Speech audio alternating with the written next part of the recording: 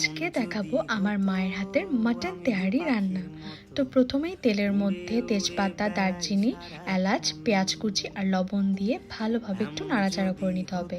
তারপর আদা বাটা, রসুন বাটা, কাঁচামরিচ বাটা, কারণ আমরা ঝাল অনেক বেশি খাই তাই অনেকটা পরিমাণ।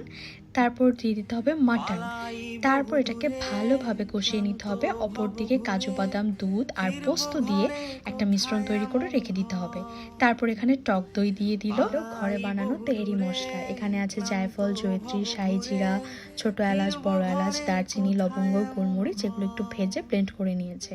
কারণ আমার বাইরের মশলার ফ্লেভারটা তেমন একটা ভালো লাগে না, তাই মা ঘরেই বিরিয়ানি মশলা, তেহারি মশলা ঘরেই বানায়।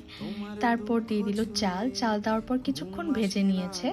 তারপর দিয়েছে ফুটন্ত গরম জল। তারপর দিয়েছে বাদাম, পোস্ত, দুধের মিশ্রণ আর বেশ অনেকটা কাঁচামরিচ। তারপর দমে দিয়ে রাখতে হবে কিছুক্ষণ। এটার মধ্যে ভাজা আলুও দিয়েছিল, আলুটা দেখাতে আমি ভুলে গিয়েছি। তারপর হয়ে গেল ঝটপট তেহারি। মানে এটার মধ্যে একদম কম মশলায়, মানে আহামরি কোনো তেমন মশলাও নেই, ঘরে বানানো মশলা দিয়ে মানে একদম ঝটপট হয়ে গেছে এটা বানানো। আর আমার মার বানানো তেহারি, মোরগ পোলাও, বিরিয়ানি, এগুলো আমার মার বানানোটাই ভালো লাগে বেশি দোকানের থেকে। আর সাথে ছিল বেগুনি, এটাও পোস্ত দানা দিয়ে বানানো এই বেগুনিটা। আর আমাদের বাসায় পোলাও থাকলে বেগুনি থাকবেই থাকবে।